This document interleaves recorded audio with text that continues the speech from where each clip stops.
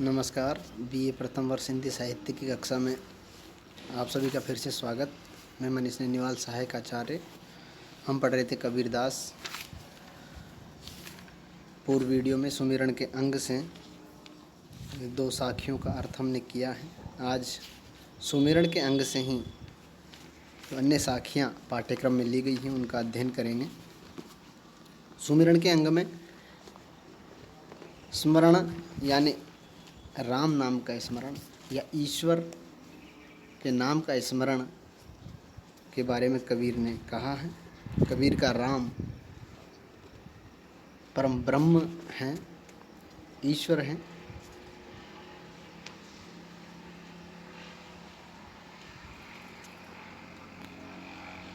आज का दोहा या साखी, चिंता तो हरि नाम की और न चितवे दास, जे कछु चितवे राम बिन सोई काल की पास। यह साखी यह दोहा कबीर द्वारा रचित सुमिरन को अंग से ली गई है, जिसमें कबीर ने सिर्फ नाम की, हरि नाम, राम के नाम का ही चिंतन करने के बारे में कहा है। राम नाम के स्मरण की महिमा ही इसमें गाई है। चिंता तो हरि नाम की, चिंता यानी चिंतन, हरि नाम ईश्वर का नाम, और न चितवे दास, दास यानी कबीर दास। कबीर अपने आप को ईश्वर का दास कहता है और केवल ईश्वर के नाम का ही चिंतन करता है, और न चितवे दास, और अन्य किसी के बारे में वो चिंतन नहीं करता। जे कछु चितवे राम बिन सोई काल की पास। कबीर कहते हैं कि जो व्यक्ति राम को छोड़ करके, जे कछु चितवे राम बिन, राम के बिना, राम को छोड़कर अन्य किसी भी विषय का चिंतन करता है, अन्य किसी के बारे में भी चिंतन करता है, सोई यानी वही काल की पास, काल के पास में जकड़ा जाता है। यानी कबीर यहाँ सिर्फ ईश्वर के नाम का स्मरण करने के बारे में कहते हैं और अन्य सभी प्रकार की सांसारिक विषय वासनाओं को त्यागने के बारे में कबीर कह रहे हैं। यानी हमें सिर्फ ईश्वर के नाम का स्मरण करना है, अन्य सभी विषय वासनाओं का त्याग करना है। आगे हैं, तू करता तू भया मुझ में रही न हूँ, वारी फेरी बली गई जित देखो तित तू। कबीर के सुमिरन के अंग से ली गई इस साखी में कबीर ने राम नाम के स्मरण से अहम भाव के नष्ट होने की बात कही है। यानी राम नाम का स्मरण करने से हमारा मन निर्मल हो जाता है, हमारे मन से जो हमारा अहंकार है वह निकल जाता है। कबीर कह रहे हैं कि तू करता तू भया, कि तू ही है, तू ही है, यानी सिर्फ राम ही है, राम ही है। राम यहाँ कबीर के परम ब्रह्म हैं, ईश्वर हैं। राम दशरथ पुत्र राम नहीं है, यहाँ राम परम ब्रह्म है, ईश्वर हैं, जो एक ही है, जिसे निर्गुण निराकार माना है कबीर ने और उसे राम कहा है। तो कबीर उस एक राम के नाम का ही स्मरण करता रहता है और तू ही है उसी का ध्यान रखता है। इसलिए तू करते हुए, उस ईश्वर को याद करते हुए, उस एक ईश्वर का चिंतन करते हुए कबीर तू भया, तू ही हो जाता है। यानी वो उस ईश्वर का रूप ही हो जाता है।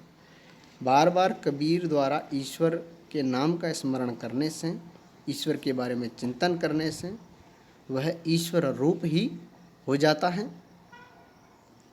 या कबीर कह रहा है कि मैं बार बार ईश्वर का चिंतन करने से तू भया, यानी ईश्वर रूप ही हो गया हूँ, अब मुझ में रही न हूँ, इसलिए मेरे अंदर किसी प्रकार की हूँ यानी मैं यानी अहम भाव, अहंकार, इसलिए मेरे अंदर जितना भी अहंकार था, अहम भाव था, वह सब अब नहीं रहा है, नष्ट हो गया है। ईश्वर का चिंतन करने से मेरे मन में जो अहम भाव था, जो अहंकार था, वह नष्ट हो गया है। वारी फेरी बली गई जित देखूं तित तू। वारी फेरी, वारी फेरी यानी न्योछावर, बली यानी न्योछावर जाना, बलिहारी जाना। फेरी, फेरी यानी चक्कर, भांवरी। वारी फेरी यानी चारों ओर घूम करके। कबीर चारों ओर घूम फिर करके सिर्फ उस एक ईश्वर पर ही बलिहारी जाता है, उस एक ईश्वर पर ही न्योछावर होता है, अन्य सभी वस्तुएं उसे तुच्छ लगती हैं। इसलिए कबीर कह रहा है कि वारी फेरी बली गई जित देखूं तित तू। मैं चारों ओर घूम फिर कर सिर्फ उस राम रूपी जो ईश्वर हैं उसी पर न्योछावर जाता हूँ, उसी एक ईश्वर पर बलिहारी जाता हूँ, क्योंकि मैं जिधर भी देखता हूँ, जित देखूँ, जिधर भी देखता हूँ, उधर तू ही है। तू ही यानी ईश्वर ही है। तू ईश्वर के लिए आया, कबीर के राम के लिए आया है। मैं जिधर भी देखता हूँ उधर सिर्फ तू ही है, यानी ईश्वर ही है, और कोई भी मुझे दिखाई नहीं पड़ रहा है। यानी कबीर स्वयं ईश्वर के का चिंतन करने से ही ईश्वर रूप हो गया है। इसलिए समस्त प्रकार का जो उसमें अहम भाव था, अहंकार था, वह निकल जाता है। सभी प्रकार के सांसारिक माया मोह छूट जाते हैं और कबीर स्वयं ईश्वर रूप हो जाता है। इसीलिए कबीर उस ईश्वर पर न्योछावर जाता है, बलिहारी जाता है। इस प्रकार कबीर ने इन साखियों में ईश्वर के नाम के स्मरण की महिमा का बखान किया है, क्योंकि ईश्वर का नाम ही संसार सागर से पार करने में या हमारा उद्धार करने में सहायक होता है। हमारे मन के समस्त विषय वासनाओं को, समस्त अहंकार को निकाल बाहर करता है और हमारा मन पवित्र निर्मल हो जाता है। कबीर की भाषा प्रारंभिक हिंदी है, जिसमें उत्तर भारत की कई भाषाओं या बोलियों के शब्द हैं, जिसे सदोक्कड़ी भाषा कहा गया है या पंचमेल खिचड़ी कहा गया है। भाषा सहज सरल है और इसमें कबीर की जो अनुभव हैं उनको कबीर ने तरजीह दी है।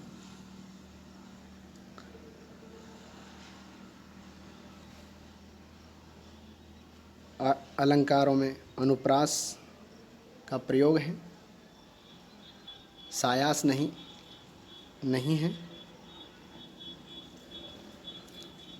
आगे के वीडियो में हम आगे की साखियों के बारे में पढ़ेंगे। तब तक के लिए धन्यवाद।